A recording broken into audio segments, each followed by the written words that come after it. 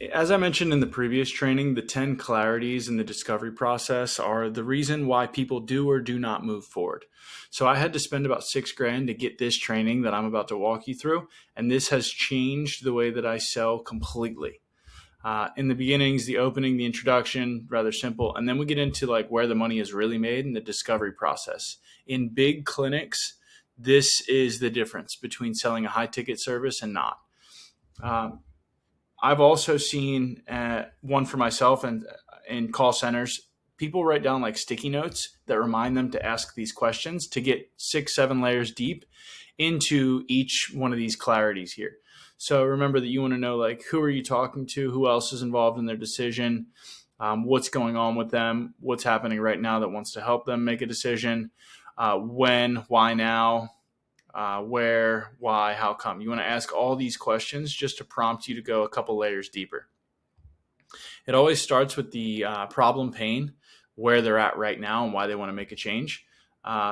So a couple questions that I have for that have worked well is, what is going on that made you want to reach out and request an appointment with Dr. So-and-so? And generally you want to change your tone and your tempo when you're asking all these questions. So show up with like true empathy and embody like a really caring and compassionate version of yourself, because that's the only way that these questions are going to land properly. So Mike, I see your notes here from your appointment request. You're looking for help with your, chronic pain. Is that right? Gotcha. Mike, what's going on that has you doing some research thinking that you need peptide treatment? Okay. How long has that been going on? Gotcha. And have you seen anybody else for this, or would we be the first ones that you'll go see? You're just trying to figure out where exactly they're at. And then you get into the trust. People need to trust you. They need to like you. They need to believe that you can actually help them. But rather than telling them, it's always great to get them to tell themselves. I like to ask, how'd you hear about our practice? Did you see an ad, or were you referred over by another patient or doctor? What this does is it anchors the fact that we get referrals because we get great results for our patients. And let me ask you, what about that ad that you saw made you want to book an appointment with us? What about our site made you feel like we were the best option to help you with your problem? What have you heard about our practice that made you want to schedule an appointment with us? And then we get into cost of inactivity. Mike, this has been going on for a while now, right? What's going on now that has you ready to make a change? Is this affecting your ability to earn a living? Why not just keep trying to let it heal on its own? This would be like a great question for my dad, who has had knee pain for like 12 years. Worst case scenario, Mike, what happens if you don't get this treated?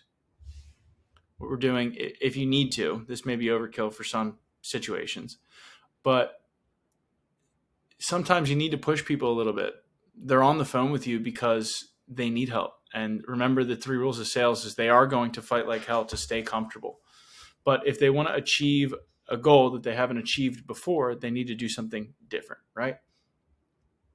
Now we're future pacing a little bit. What would you like to be able to do that you just can't right now because of your joint pain?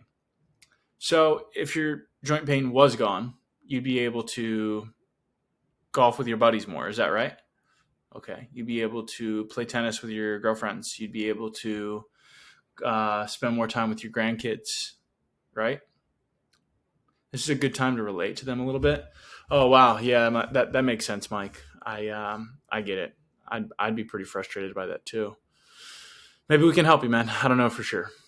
And you can even go a step deeper if needed in some high ticket scenarios. You could ask some emotional questions like, geez, Mike, if you could spend some more time running around in the yard with the grandkids, let me ask you, how would that impact your quality of life now as opposed to the way that you're living?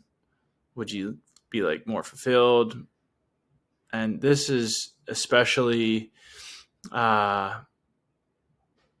valuable in aesthetic situations where you can ask questions like, if you felt more confident in the way that your face looked, how would that affect the way that you show up in your personal relationships? Would you be more excited to go out? Would you be more excited to be social? Would you smile more? Would you take more pictures of yourself? How would that affect you? Ask that with you. Practice that one a couple times because you can get yourself into emotional situations there. Be ready for tears. Roadblocks. What's held them back?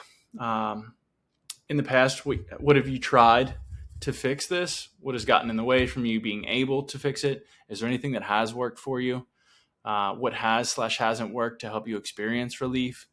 Why do you think working with Dr. So-and-so at our practice will be different? What we're doing is building more trust, and we're overcoming the roadblocks that they're making up in their own mind. But again, we're not selling them. We're getting them to tell us why. Timing, this is a great one. Why now? Is there something coming up in your life that has you motivated to get rid of acne scars? Has something happened recently that has made fixing your knee pain a priority for you right now? I like to use right now because it's a bit more polarizing. I also like to use today because it's even more polarizing. Like, is there something coming up in your life that has made you motivated to get rid of your pain today? Has something happened recently that has made fixing X a priority for you today? Today is like, there's nothing more polarizing than today, assuming we could get them in today. Next one's a big one. People are always asking me, how do I get the prospect to show up with their significant other? I hate when they leave and have to go home and talk to the spouse. If we were able, again, there's a little bit of scarcity here. If we're able to get you an appointment with Dr. So-and-so, is there anyone else you'd want to bring to your appointment just because you value their opinion? Do you have a significant other or spouse you would like to bring to the appointment also, a health advocate? If you already know because they mentioned that they have a significant other, will your partner be attending this appointment as well? Is there anyone else involved in advising you on your health, or are you just out here trying to figure it out on your own with WebMD? Make a joke out of it. Make it lighthearted. You want people to be in the buying pocket, and how that is created is by getting them to admit to themselves that they don't know. They must be telling themselves they have a clear gap and have a strong desire to change and change now. With this one, you can ask, like, why do you think you haven't been able to heal this on your own? What do you feel like would be different if you saw Dr. So-and-so as opposed to what you've tried? If you knew what to do to fix your ex pain, is that something you'd be doing right now? Oh, okay. So you just need some direction. You're just not quite sure what to do. Got it. And that gets them to like admit to themselves that they have no idea what they're doing.